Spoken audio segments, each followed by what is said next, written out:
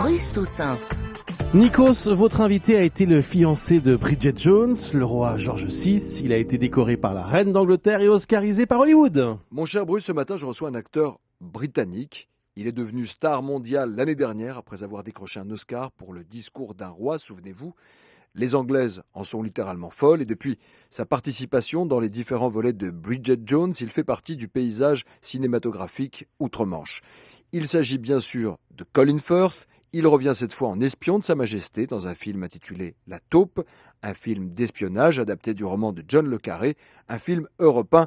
Colin Firth, bonjour, merci d'avoir accepté cet entretien. C'est la première fois que vous incarnez un espion ? Oui, enfin, il y a quand même un aspect, une symétrie intéressante. Pourquoi ? Parce que mon tout premier rôle, c'était dans une pièce qui est devenue un film, Histoire d'une trahison, Another Country, en 1983. Et effectivement, enfin, ça s'appuyait, c'était un peu inspiré, disons, par le même groupe de personnes auquel appartient Bill Hayden. Donc je joue un petit peu le même personnage, presque 40 ans plus tard. Là, on est en pleine guerre froide. C'est une période très particulière dans la tradition de l'espionnage.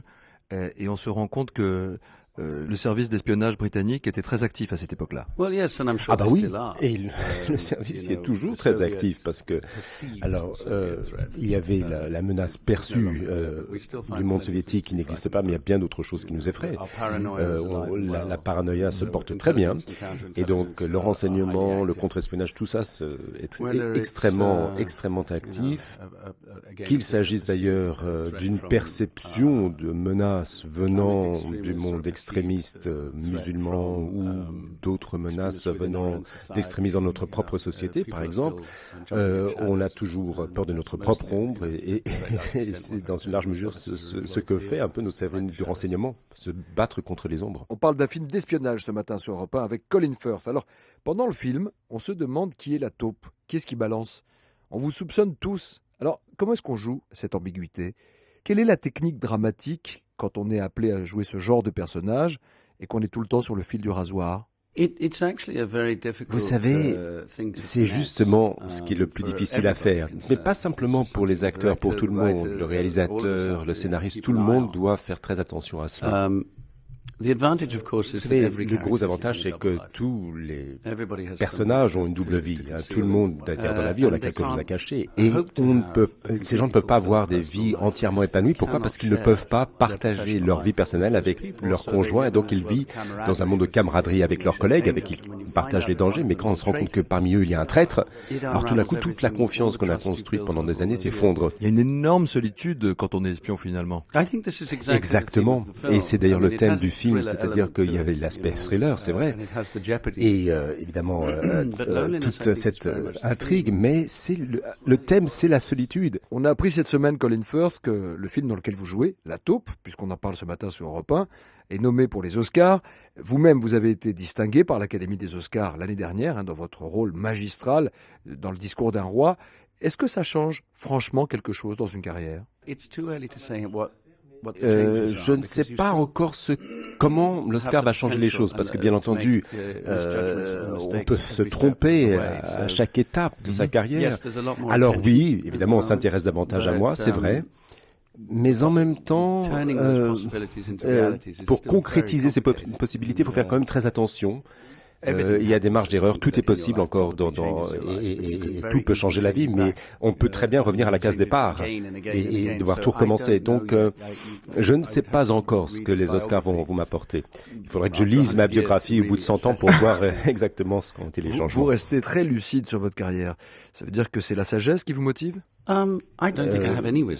ne pense pas que j'ai une telle sagesse. En fait, j'ai un peu l'impression qu'au contraire, je refais à chaque fois les mêmes erreurs. Mais je fais ce qui m'intéresse. C'est-à-dire que si je voulais tout miser sur une idée de vedettariat à Hollywood, c'est ce que je ferais. Mais ça m'intéresse pas. C'est pas mon truc. C'est pas votre truc, oui. Ma vie personnelle m'intéresse davantage. Vous êtes notre invité ce matin, Colin Firth, sur Europe 1. Alors Colin, dans Bridget Jones, vous êtes en concurrence incessante avec Hugh Grant pour essayer de garder la belle Bridget.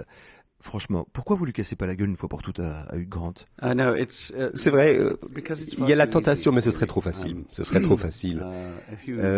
Parce que il est toujours un peu fragile, mais maintenant, à mesure qu'il vieillit, il faut peut-être le traiter avec un peu de gentillesse.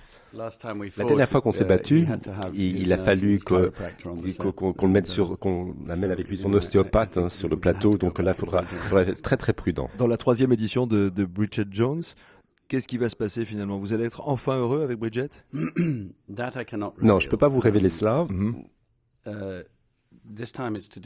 Mais cette fois, il s'agit de tomber enceinte, de grossesse, de maternité, de bébé.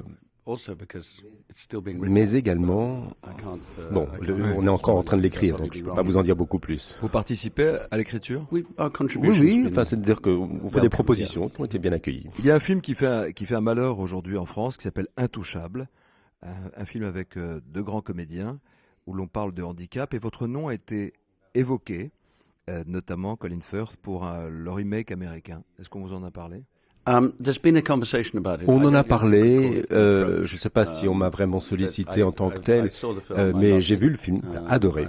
J'ai trouvé que les acteurs étaient remarquables. Et ça m'a beaucoup intéressé lorsqu'on en a parlé. Alors, j'aime pas trop faire les remakes. Je préférais de loin que le monde anglo-saxon découvre la version originale et puisse aimer ce film tel qu'il a été fait au départ. Mais en même temps, pour un acteur, on ne peut pas résister à une telle proposition d'un rôle aussi brillant. Donc, pourquoi pas essayer? Aller chercher autre chose dans le jeu de comédien quand on est totalement handicapé, comme le fait François Cluzet en France, j'imagine que ça doit être quelque chose d'excitant pour vous. Jouer juste avec les yeux ou presque. Effectivement, ce serait un challenge. D'ailleurs, sa prestation dans ce film, enfin, c'est une des plus belles que j'ai vues depuis des années. Colin Firth dans le film La Taupe, évidemment, ce sont les services secrets qui espionnent. On est dans une paranoïa absolue. Pour autant, l'actualité en Angleterre a prouvé que parfois, des personnalités ou de simples gens pouvaient être mis sur écoute par des grands groupes de presse. Wow. Mon Dieu, l'espionnage, malheureusement, ce n'est pas simplement les services du renseignement, c'est notre propre presse qui espionne nos concitoyens ou les gens qui vous espionnent devant votre maison ou qui piratent vos téléphones portables. Donc malheureusement, tout le monde espionne tout le monde, on dirait. Personne n'est à l'abri. En tout cas, nous, on vous a pas espionné. Et c'était un plaisir de vous découvrir dans cet entretien sur Europe 1. Merci beaucoup, Colin Firth. Merci. Thank you very much. Merci. Merci, Nico.